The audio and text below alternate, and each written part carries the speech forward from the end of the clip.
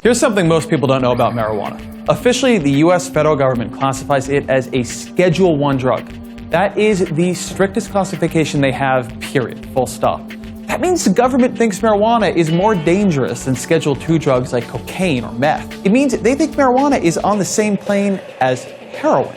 About 3,000 people died from heroin overdoses in 2010. You know how many people died directly from overdosing on marijuana? 0. And I don't mean 0 in 2010, I mean 0 in basically recorded human history. Which isn't to say smoking hay bales worth of pot is a good idea. It's not. But notice what I did there. You hear that all the time. That's what we in the media business call the to be sure paragraph. It's the paragraph where we cover our asses. Almost everyone says it. Even the people who think legalizing marijuana is a great idea don't say it's a good thing. The argument for legalizing pot isn't that pot is good, but that the war on pot is bad. But there is a way in which legal pot could be a huge public health win. I mean one of the biggest public health wins we've had in decades, saving huge numbers of lives. Let's go back to that drug schedule. There is one drug you won't see on there, even though it is a hell of a lot more dangerous than pot or even cocaine. That's alcohol. The thing about alcohol is it's really bad for you, lethally bad for you. I don't want to be a hypocrite here. I enjoy a drink. But the evidence on this, you cannot run away from it. The Centers for Disease Control and Prevention say there are 88,000 deaths each year attributable to alcohol.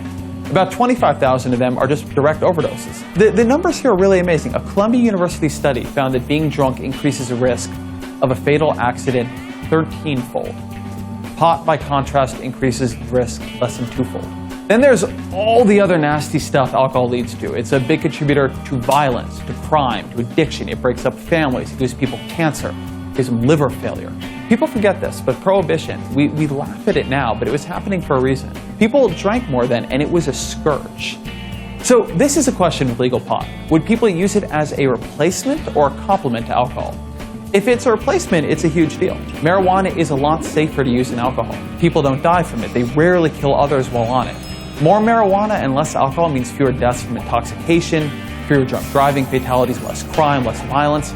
But if marijuana complements alcohol rather than replacing it, then it's a problem. If it makes people, for whatever reason, drink more, then legalizing pot might actually make our alcohol problem worse. Now I'm going to say something that kind of sucks. We actually don't know the answer here. There's encouraging early evidence. In a survey of Canadian medical marijuana users, 41% said they replace alcohol with marijuana.